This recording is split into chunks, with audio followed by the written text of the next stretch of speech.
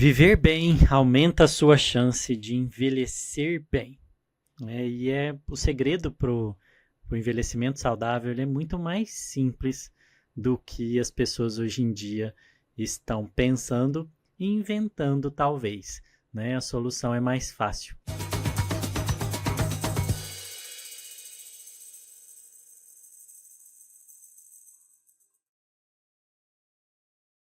Essa vai ser a conversa que eu vou ter hoje com a doutora Cláudia Salles Gomes Rego, que é geriatra, aluna aqui da MEV Brasil, e aqui no MEV Hack. Nós vamos hackear o envelhecimento saudável e a interação entre a geriatria e a medicina do estilo de vida. Vamos lá? Hackear esse tema. Cláudia, seja bem-vinda ao MEV Hack. Obrigada pelo convite. É muito emocionante estar aqui, é uma honra representar a geriatria junto ao MEVREC, que é uma coisa que eu já acompanho há bastante tempo. Isso aí, que legal. É sempre bom receber quem está fazendo aí, né, a diferença na saúde, né, dos pacientes no Brasil todo. E o nosso tema hoje vai ser, né, o nosso desafio é mostrar onde que a geriatria pode se aproximar da medicina do estilo de vida. Cláudia, e aí? Como é que chega a geriatria? Esse tema do envelhecimento, ele é bem moda hoje em dia e acaba que é uma ideia natural discutir como a MEV pode contribuir no envelhecimento saudável. Eu acho, Luiz, assim, que para mim, né, essa jornada da MEV, ela começou numa palestra que eu vi a primeira vez no Congresso Paulista, né, de geriatria, e plantou aquela sementinha, né, aquilo que provoca, eu quero saber mais, né, porque fez muito sentido ali na hora que eu assisti a palestra. A gente que atende já no consultório, eu já tenho 25 anos de formada, então já atendo no consultório há muito tempo, às vezes a gente se frustra um pouco de ver que o paciente ele vem na consulta, né? Você faz toda aquela intervenção, né? A gente trabalha com modelo de avaliação multidimensional e chega a um diagnóstico e faz algumas intervenções, mas às vezes fica pouco tempo para falar sobre as intervenções que seriam necessárias, né, no estilo de vida e que podem fazer muita diferença. Então a gente vê que o paciente volta, mas às vezes ele não acompanha. Você consegue ali com uma intervenção uma resposta rápida, mas não duradoura. Então, quando eu fui pesquisar sobre a MEV, uma coisa que me chamou muita atenção foi isso, né? A capacidade realmente de atingir de uma forma mais duradoura, de chegar realmente naquilo que é valoroso para o paciente e conseguir dedicar mais, não só a essa avaliação, mas desde o momento da conexão até a prescrição e o acompanhamento. Então, isso mudou bastante a minha perspectiva. Eu conheci, então, o MEV-REC, entrei na formação, né, do MEV Clinic, e aí eu digo que vem o florescimento, que é uma coisa que a gente discute bastante, porque é uma medicina positiva. Então, é diferente a abordagem, né? Não só cuidar de doenças, mas cuidar de um bem-estar emocional, físico, em outras dimensões, né? Se preocupar com as conexões, com o significado que aquilo tudo tem, né? E chegar realmente no florescimento. Então, eu acho que a geriatria ela tem essa ideia, né, de buscar um envelhecimento ativo, bem-sucedido, saudável, mas a habilidade da MEV ela faz total diferença na hora de abordar e de cuidar desses pacientes. O idoso, ele nem sempre é um idoso robusto, né? Ele pode ser um idoso frágil, e muitas vezes os geriatras são identificados como os médicos que cuidam de fragilidade. Mas a gente pode fazer muito mais do que isso, né? A gente pode atuar na prevenção, na promoção de saúde e na reversão das doenças também com a medicina de estilo de vida, com essas mudanças e intervenções nos pilares.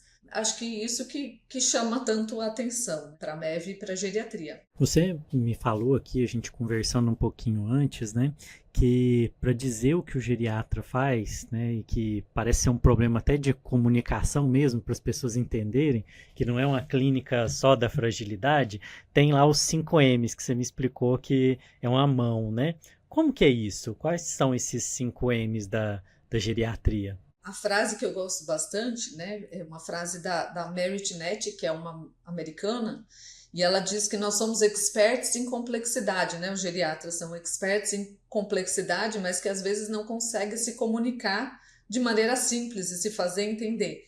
Então, ela lançou essa nomenclatura dos 5 M's, né, que cabem na palma da mão, para poder melhorar a comunicação, inicialmente com os alunos na medicina, né, para despertar o interesse na área da geriatria, mas também para o esclarecimento de outros profissionais e da comunidade. Então, seria a mente, né, o geriatra ele trabalha muito com a questão mental, né, as doenças não só de memória, mas também a questão psicológica, os aspectos psicológicos, né, relacionados ao envelhecimento. A mobilidade é o segundo M, a gente está sempre procurando quedas, né, e a instabilidade, a imobilidade, né, que são coisas que vêm relacionadas e que podem ser determinantes de maior fragilidade no idoso. As medicações, né, o geriatra é o médico que mais desprescreve.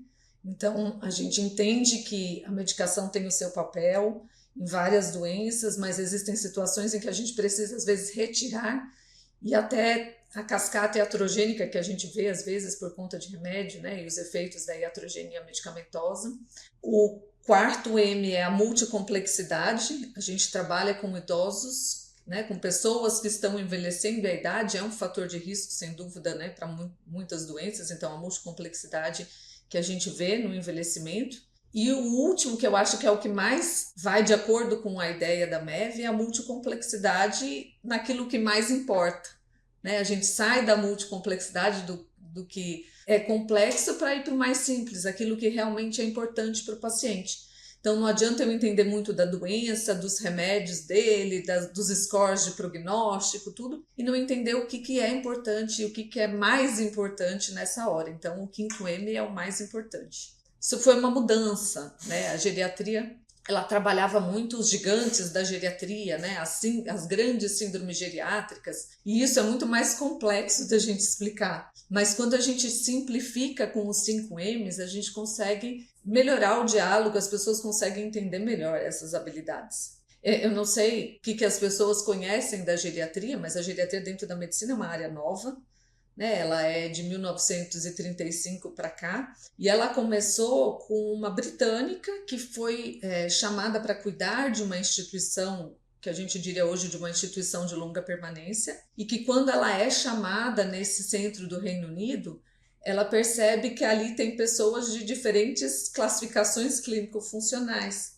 algumas com boas perspectivas de reabilitação e alta até daquela entidade, né, daquele local, e outras que não, que realmente por conta da fragilidade, já das repercussões funcionais, precisam realmente daquela estrutura. Então, ela cria o primeiro modelo de avaliação geriátrico, né, que é uma avaliação estruturada, baseada em testes, que vai possibilitar esse diagnóstico que vai também além da saúde, né, não só da presença de doenças, mas dos outros aspectos psicológicos, funcionais, sensoriais, né, a parte sensorial é muito importante na comunicação. E baseado nessa avaliação multidimensional, de acordo com as incapacidades, as deficiências que a gente percebe, aí ela começa, então, a estabelecer as principais síndromes geriátricas. Então, é muito novo dentro da medicina. E por muito tempo a gente ficou presa, a geriatria ficou presa às síndromes geriátricas,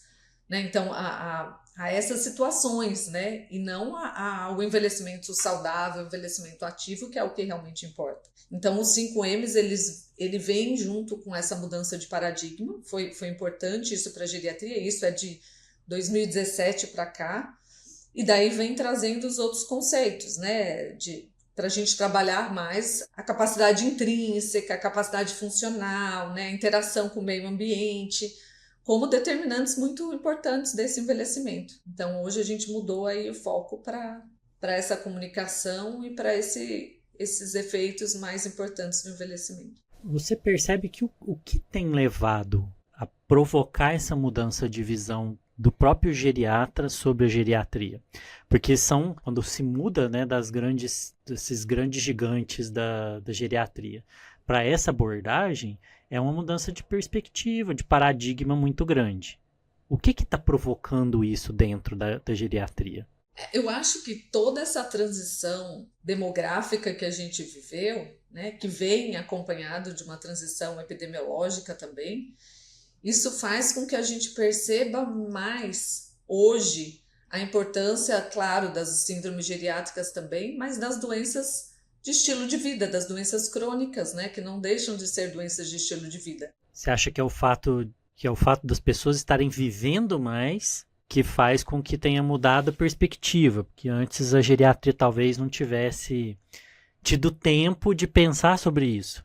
A gente vive mais, percebe mais a heterogeneidade do envelhecimento, né? A gente percebe que tem pessoas que envelhecem de maneira diferente e acho que daí a gente se aprofunda nisso. E por que que aquela pessoa envelheceu melhor? A gente sabe que a carga genética ela tem a sua importância, mas ela é mínima diante do estilo de vida.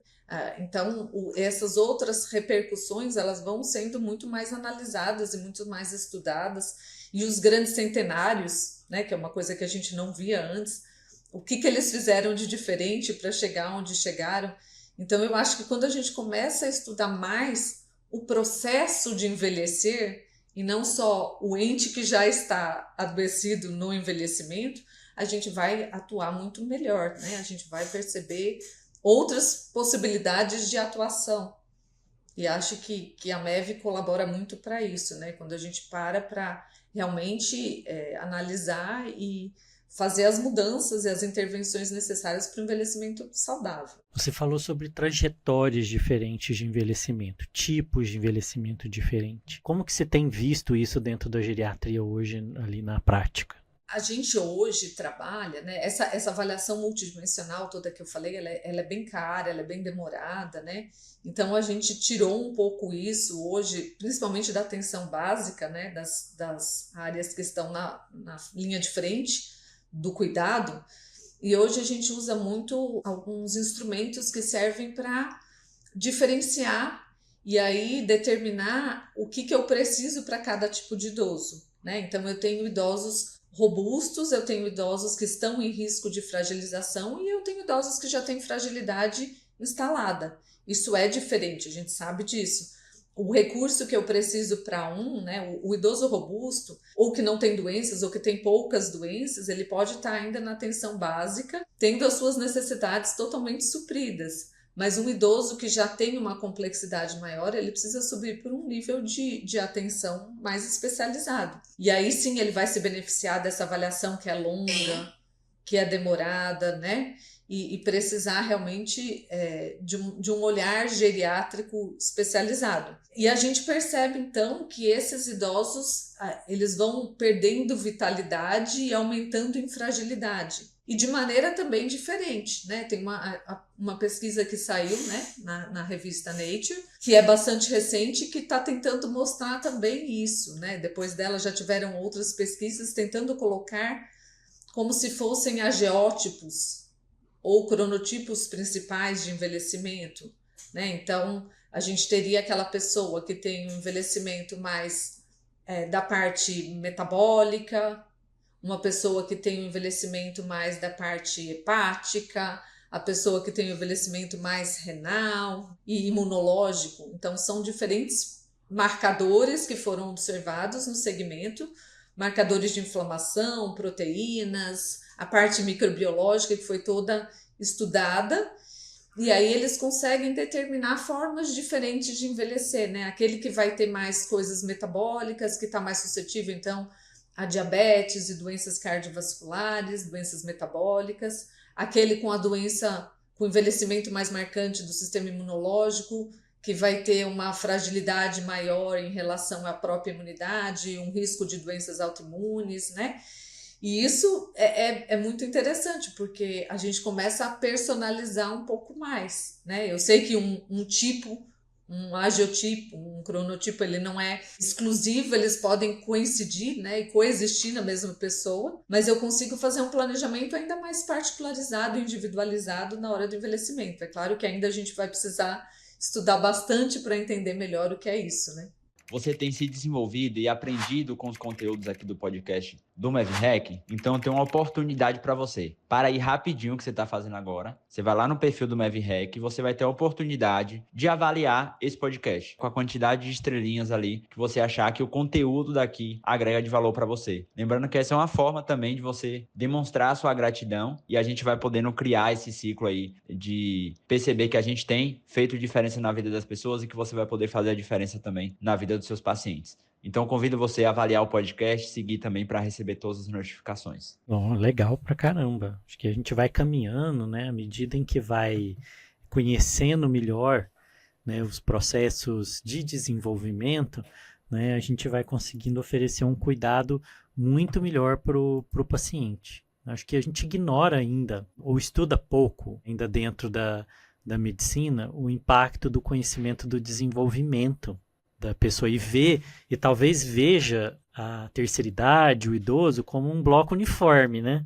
Do mesmo jeito que a infância não é um bloco uniforme, existem fases diferentes, né, na infância, o idoso ele não está parado ali, ele não parou, né?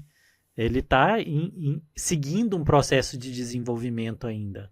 E a nossa atuação ela é maior exatamente nesse bloco que é intermediário, né? O idoso robusto, ele se autocuida muito bem ainda, a gente precisa de pouca coisa. O idoso frágil, a gente já tem abordagem de cuidados paliativos, de qualidade de vida, tudo, mas esse idoso que está aí na transição, que é o que tem risco de fragilizar, ele sim precisa de um olhar muito diferenciado para a gente tentar evitar essa espiral de fragilidade que vai levar a desfechos desfavoráveis de saúde. Então, esse é o paciente que tem maior poder de resultados com a nossa intervenção. O sucesso do tratamento ele é muito mais visível do que o idoso que já tem a fragilidade bem estabelecida. Então, é importante a gente ter essa clareza, né?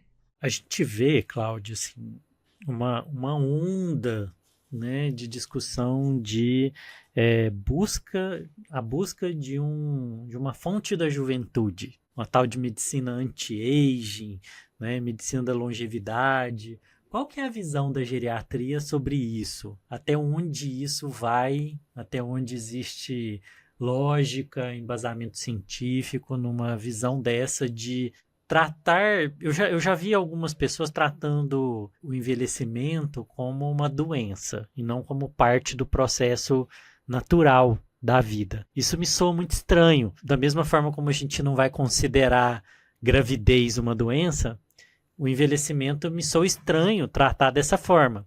Mas a gente vê que algumas pessoas têm tratado envelhecer como se fosse uma doença. Como que a geriatria vê isso? A gente teve até recentemente uma proposta de, na classificação internacional de doenças, né, entrar o nome velhice, como se velhice fosse sinônimo de doença.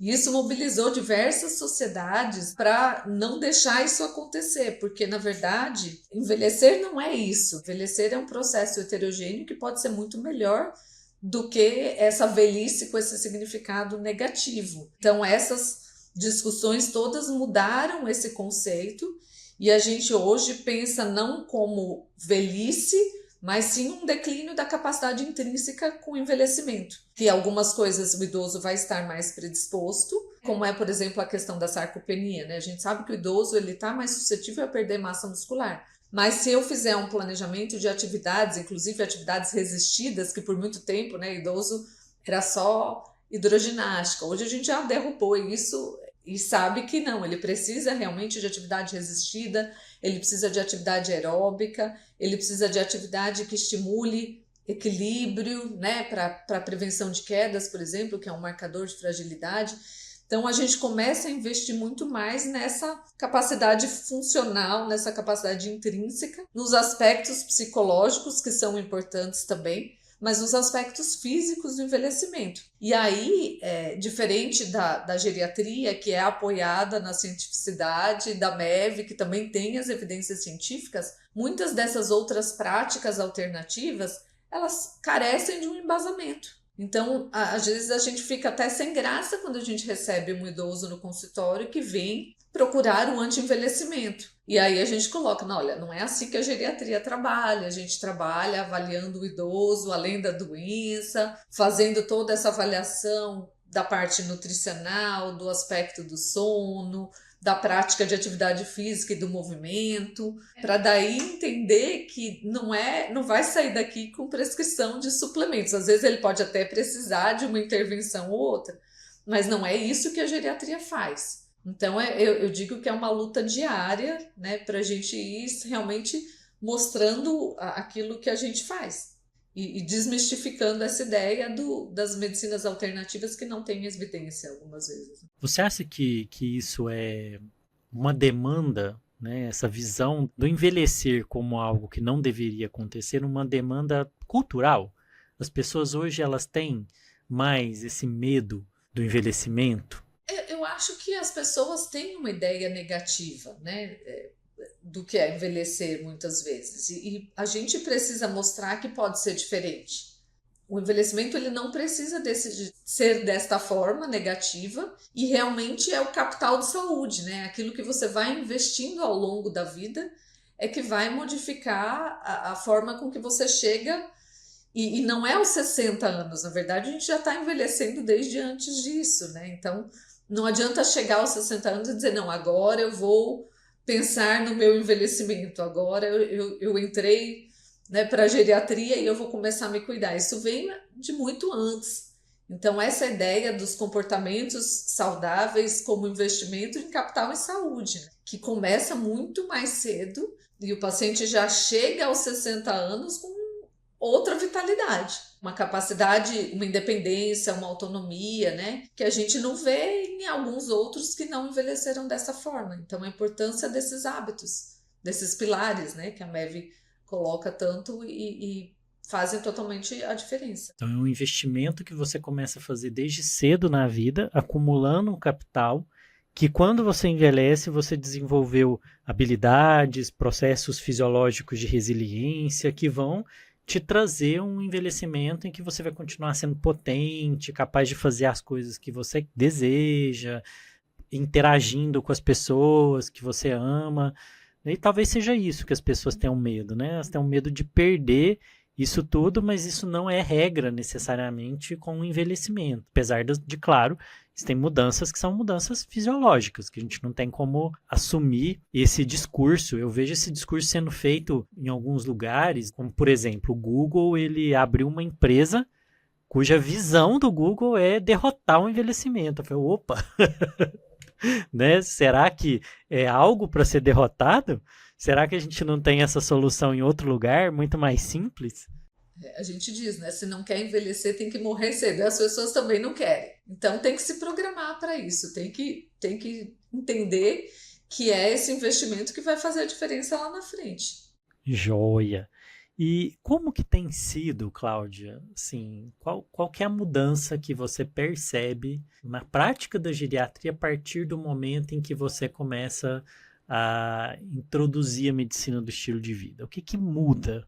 O que você acha que faz diferença para o geriatra se aproximar da MEV? Eu acho, antes de falar até da MEV, que o geriatra ele já tem um olhar diferenciado para a pessoa. Assim, eu acho que ele já busca mais entender o que é mais importante, o que é valoroso, qual é o significado disso e o propósito. Mas a MEV, para mim, ela trouxe habilidades que são diferentes. E apesar de 25 anos de prática, de repente eu me vejo pensando na conexão. Então, saindo do cérebro automático, do atendimento do dia a dia e pensando melhor, como é que eu estou recebendo o meu paciente, como é que está sendo a minha comunicação. Em todos os processos que a gente fala no CARPA, bastante isso, em todas essas fases de conexão, de avaliação, do nosso raciocínio, da prescrição. Prescrever MEV, eu acho que muitos médicos fazem, mas não é uma prescrição que vai ser seguida, porque é falar sobre, eu prescrevo alimentação saudável. Sim, mas o que é alimentação saudável? Né? Como é que é a alimentação que ele está fazendo? Quais são as fragilidades da alimentação daquela pessoa? e aonde eu posso prescrever uma coisa que realmente ela possa seguir. Nutrição, a gente tem suplementos que são caríssimos, e nem todas as pessoas vão ter acesso a esse tipo de suplemento. Então, para aquela pessoa que está ali, levando em conta o ambiente onde ela vive, a situação financeira, econômica, o acesso à alimentação saudável, o que eu posso fazer? Eu posso aumentar a quantidade de frutas, de verduras, e aí você vai fazendo o planejamento de metas que são tangíveis, de metas que são mensuráveis, né? E aí o paciente volta e ele percebe que ele conseguiu uma melhoria, né? A gente não está pensando só na queda da hemoglobina glicada. E o paciente muitas vezes não está pensando na queda da hemoglobina glicada ou na melhora do colesterol. Ele quer melhorar o cansaço que ele sente quando ele vai brincar com o neto, por exemplo. Então são desfechos muito subjetivos para a gente pensar, não, eu só quero melhorar a hemoglobina glicada. Então essas intervenções que a gente faz em todos esses pilares, com prescrição realmente mensurável, que a gente possa gerar um plano de acompanhamento, vai melhorar a sensação do paciente de que ele dá conta, né, da autoeficácia, que ele está ali, que ele evoluiu e vai fidelizar mais ao acompanhamento, né? Ele percebe que no passo a passo ele vai atingir aquele objetivo maior dele. Então eu acho que a MEV dentro da geriatria, ela amplia bastante essa parte da ciência da mudança, ela amplia a prescrição, o fato de a gente conseguir realmente chegar a um desfecho mais favorável na percepção do paciente, não só na nossa. Que às vezes pra gente tudo bem, eu melhorei a glicemia, eu melhorei, o senhor tá ótimo, mas a pessoa fala, não, eu continuo com a mesma dificuldade que eu tinha antes. Então eu acho que é isso que melhora, eu acho que melhora muito essa abordagem na prescrição e no acompanhamento, mas vem desde a conexão. Qual que você acha que são os grandes assim, mitos ou erros que se tem, né, em relação ao idoso e estilo de vida? Você deu um exemplo, né, que é achar que o idoso só pode fazer caminhada e hidroginástica. E não, ele precisa pegar peso, ele precisa fazer força, porque isso traz um benefício para ganho de massa muscular, para manutenção de densidade óssea, diminui o risco de fratura, de queda, né, melhora o perfil metabólico. Isso é uma coisa que foi destruída pelas evidências nos últimos anos, essa ideia, né? Apesar de que tem gente que ainda continua fazendo isso, né? Manda o idoso só caminhar ou fazer hidroginástica como se ele não pudesse outra coisa. Quais outras coisas a gente tem? Eu falo a gente aí, o mundo aí fora, né? Assim, as pessoas pensam errado sobre o idoso e você vê que são ideias que estão prejudicando quando a gente está falando do idoso e o estilo de vida. Eu acho, no pilar da alimentação, por exemplo, a gente vê às vezes erros muito grandes nas restrições alimentares. E é uma coisa que também a MEV me trouxe bastante, que é não agir no lado negativo, mas sim a medicina positiva, né? Então é incluir alimentos que são importantes e não excluir coisas. Porque fala assim, tá comendo muito disso, vamos cortar aquilo, eu preciso dos carboidratos complexos, né, dos integrais, e às vezes ele não tem acesso. E eu esqueço daquilo que ele pode de fato fazer. Né? Então, a prescrição positiva da alimentação, ela é muito mais eficaz e o paciente realmente ele segue. Enquanto que uma restrição importante calórica, por exemplo, num paciente pode levar a uma piora da sarcopenia, por exemplo. Uma desnutrição importante, né? A gente vê muito paciente idoso desnutrido. A gente vê que o idoso ele tem alterações desde a boca, na dentição, por exemplo, né? No presbiesôfago, na dificuldade de deglutição, o intestino mais lento, e aí eu acentuo com restrições importantes alimentares e toda essa modificação, né, que ele vai tendo com a própria senescência, né, com o próprio envelhecimento, e a gente tem resultados muito ruins.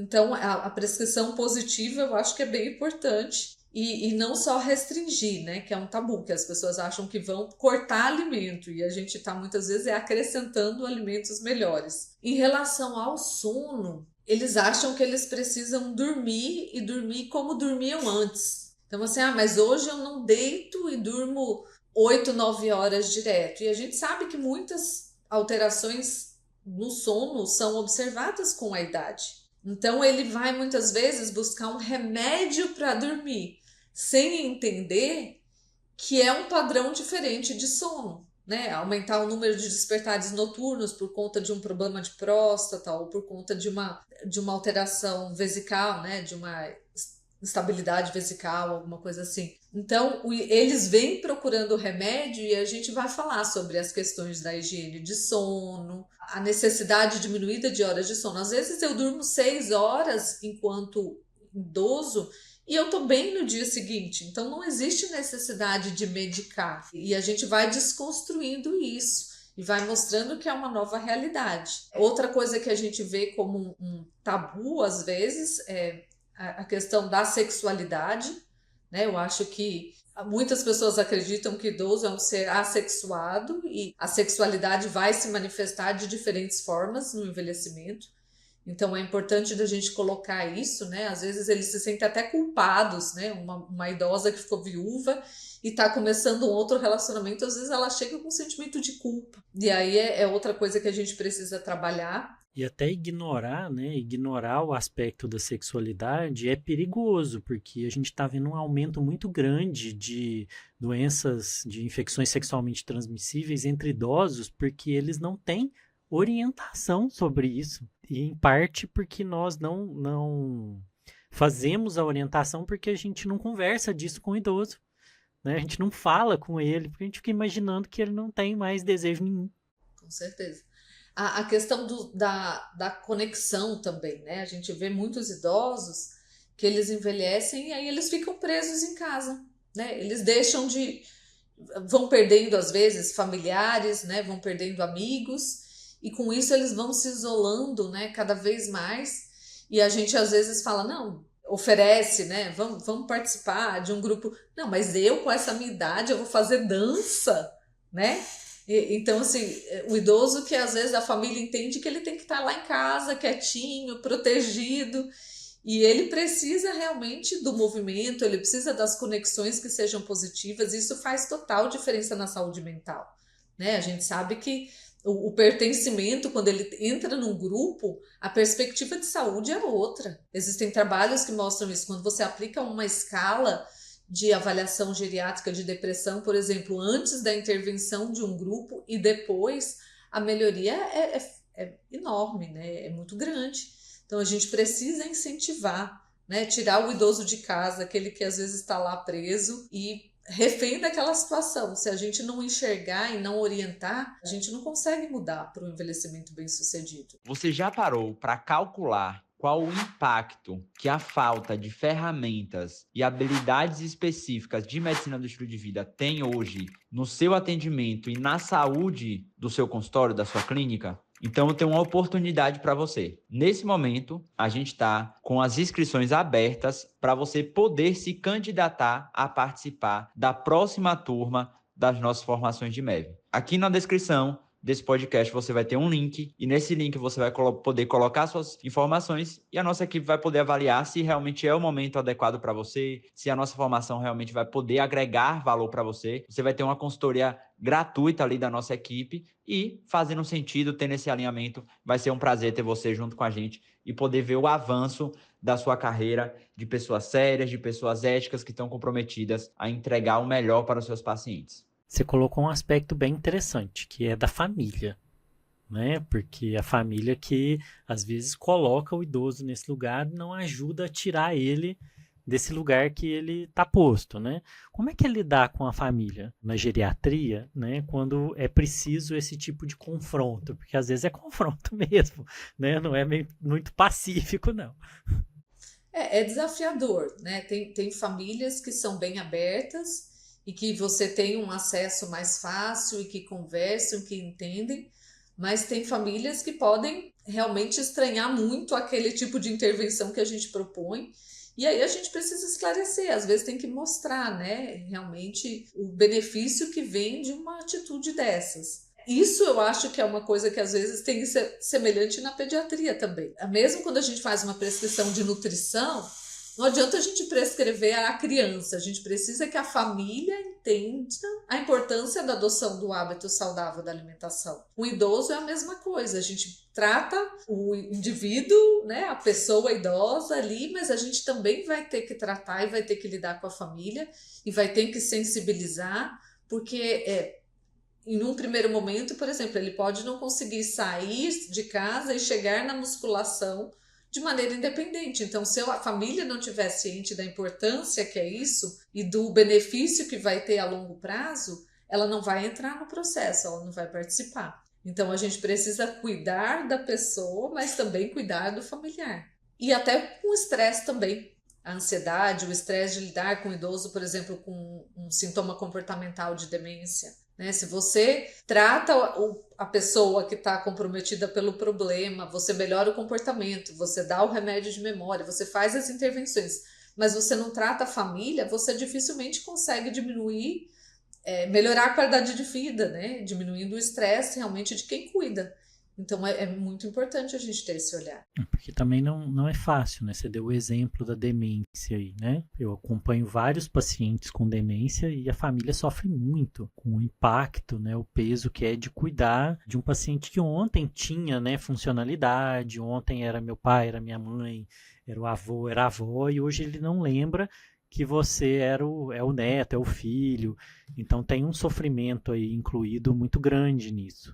E são esses pilares que a gente vai construindo, né? E às vezes eu vejo que a família, depois, às vezes até que o idoso morre, é ela que nos procura, porque ela quer trilhar ou envelhecer de uma maneira diferente, né? Então, eu passei com isso com o meu pai, com a minha mãe, e eu não quero isso para mim. O que é que eu posso fazer, né? A preocupação da carga genética, né? Sem entender muitas vezes que aqueles hábitos que a gente adota, daqueles comportamentos de saúde que podem fazer ou não essa expressão genética determinar ou não o surgimento de uma doença. Então, todo familiar que você consegue envolver no tratamento e que ele consegue entender a importância, futuramente ele volta como paciente, né? Ele vem procurar porque ele entendeu os passos desse envelhecimento bem-sucedido, né? Então ele vem buscando uma espécie de geriatria preventiva. Preventiva. Mas com essa visão, igual você está colocando, que é a visão de que, na ideia deles, a maior parte do problema é um problema ligado ao gene, à genética em si. Não vendo que, na verdade, foram os hábitos, né? A cultura dentro da família, o estilo de vida daquela família que levou, né, pelos comportamentos, àquele destino de saúde. É uma percepção que antigamente as pessoas não tinham, né? Quando a gente começa a envelhecer e começa a ver a maior incidência dessas doenças que eram conhecidas mais como doenças crônicas e hoje a gente vem colocando como doenças de estilo de vida, antigamente a visão é de que, não, eu vou ter infarto porque isso é uma carga que eu carrego da minha família. Meu pai teve, o meu avô teve. Como algo inevitável, né? E é um processo que me pertence, né? E aí a gente mostra para eles que não, né? Que essa modulação, ela depende desses outros comportamentos saudáveis, né? De saúde. E que a gente realmente muda a evolução e o desfecho. E é interessante que a gente... Enquanto você falava aí, eu fui lembrando, quando eu estava lá na graduação, fiz uma viagenzinha lá na faculdade, na época da graduação, que eu lembro de um professor que ele chamava as doenças crônicas não transmissíveis de doenças do envelhecimento. E olha como isso ficou marcado, né? As pessoas têm essa ideia que são doenças inevitáveis pelo envelhecer e a gente não questiona, ora, se é inevitável ter diabetes tipo 2 com envelhecimento, por que 5% da população tem e não 100%? Então não é parte só da genética, ou não é parte do processo. Tem alguma outra coisa aqui, né? E então é muito mais adequado chamar essas doenças de doenças do estilo de vida do que doenças do envelhecimento. E os grandes idosos e as próprias Blue Zones, que hoje estão na moda, né? Depois do documentário da Netflix, elas mostraram isso, né? A gente tem esses bolsões em que as pessoas envelheceram de uma forma mais ativa, né? Com padrões alimentares mais saudáveis, e aí você tem a incidência de algumas doenças muito menor. Então, o fato de ver que tem pessoas que estão com 100 anos e com muito mais vitalidade, mostra pra gente que não é a idade o fator, não é só a carga genética, né? Tem outras coisas que estão envolvidas, né, nesse cuidado. Então, acho que a MEV precisa fazer essa revolução mesmo. E a geriatria tá junto nessa, porque é quem tá lidando também no dia a dia com esse processo de envelhecer, né? Por isso que a MEV e a geriatria dão tão certas, né? Assim, porque elas estão falando dos mesmos objetivos, do mesmo lugar. É a mesma coisa que nós estamos buscando. E entendendo que as ferramentas são as mesmas também. Fica cada vez mais lógico que você vai viver quando for idoso de acordo com aquilo que você viveu durante a vida. Um outro tabu que eu me lembrei aqui, Luiz, só para colocar também, é a questão dos hábitos e vícios, né? A gente vê idosos que envelheceram, né, com uma carga tabágica alta, e que a gente tenta, no envelhecer, falar sobre isso, daí eles falam, não, mas ele fumou a vida toda, não vai ser agora que a minha intervenção ela pode trazer algum benefício. Então, o pilar de tóxicos aí também é uma coisa que a gente enfrenta muito tabu, que não é só porque esse hábito já vem há tanto tempo que não vai ajudar se a gente conseguir minimizar as repercussões, os impactos, mesmo a partir de uma idade mais alta, né? Não só para quem está com 50 anos, mas quem está com 60, 70 e pode viver ainda mais, né? É porque, na verdade, o que está por trás disso é o grande mito de que não dá mais tempo, de que qualquer mudança que eu fizer não vai ter impacto nenhum. E não é verdade, né? O corpo ele tem, com estímulos adequados para cada idade, a capacidade de recuperar e de ter uma melhora, de desenvolver capacidade. É o próprio exemplo que a gente conversou sobre atividade física, né? Sobre musculação. O idoso pode ganhar massa muscular? Pode, né? E ele deve fazer manutenção e ganhar. Claro que existem diferenças aqui para se conseguir isso, né? Porque existe a resistência anabólica. Então ele vai precisar, por exemplo, de uma quantidade maior de proteína durante o dia. Isso tem que ser mais fracionado para poder manter, né, essa onda anabólica, para poder levar à produção de músculo. Mas entendendo o processo do envelhecimento, você entende que dá tempo sempre, né? E que as pessoas não podem desistir de ter uma boa vida por conta de um mito desse. Então tem que parar de fumar, mesmo que tenha 90, vai ter benefício sim. Nunca é tarde. Isso. Cláudia, chegando aqui no final desse episódio, né? O que você considera que seria a mensagem mais importante que um colega médico, né, deveria ter sobre a geriatria hoje, né? Se você fosse escolher aí uma coisa para assim, guarde isso. Eu acho que é mudar essa ideia de que o geriatra ele só é habilitado a cuidar de idosos frágeis, né? E às vezes o encaminhamento ele vem de uma forma muito tardia, em que na verdade a gente tem muitas vezes interesse na área dos cuidados paliativos, né? Não só da geriatria, na interface cuidados paliativos e geriatria, e pensar que a gente pode sim ser um médico que também vai atuar nessa área da promoção do envelhecimento saudável. E isso começa, como eu falei, muito antes. Não é só aos 60 anos quando eu entro para o grupo dos idosos, né? Eu tenho que me programar para isso. Então, esse olhar humanizado que a geriatria tem e essas ferramentas que a gente usa na avaliação multidimensional, e aí também eu já coloco a MEV junto, né? Na avaliação do estilo de vida, é que vão fazer diferença no envelhecimento bem-sucedido. Ótimo. Cláudio, muito obrigado. Foi uma ótima conversa que a gente teve aqui. Eu espero que as pessoas entendam, né, essa união entre a MEV e a geriatria nesse objetivo de diminuir as doenças crônicas. Não é destino de ninguém ter isso. O envelhecimento ele pode ser uma oportunidade de florescimento também. Muito obrigado por ter participado do MEV-REC. Eu que agradeço o convite. Como eu falei, é uma honra.